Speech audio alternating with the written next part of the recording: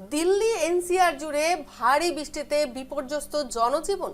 সকাল থেকেই একটানা বৃষ্টিতে জলমগ্ন হয়ে পড়েছে রাজধানীর একাধিক এলাকা। এর জেরে বিভিন্ন রাস্তায় তীব্র যানজটেরও সৃষ্টি হয়েছে এবং ব্যাহত হয়েছে স্বাভাবিক যান চলাচল। টানা বর্ষণে কিছুটা স্বস্তি মিললেও চরম ভোগান্তিতে পড়েছেন নিত্যযাত্রীরা।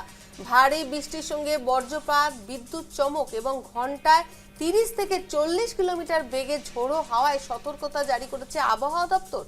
দিল্লির একাধিক জেলায় জারি করা হয়েছে রেড অ্যালার্ট। উত্তর পশ্চিম ও দক্ষিণ পশ্চিম দিল্লির কিছু অংশে রয়েছে অরেঞ্জ অ্যালার্টও। দক্ষিণ দিল্লি এবং উত্তর পূর্ব দিল্লিতে সর্বোচ্চ সতর্কতা অবলম্বনে পরামর্শ দেওয়া হয়েছে।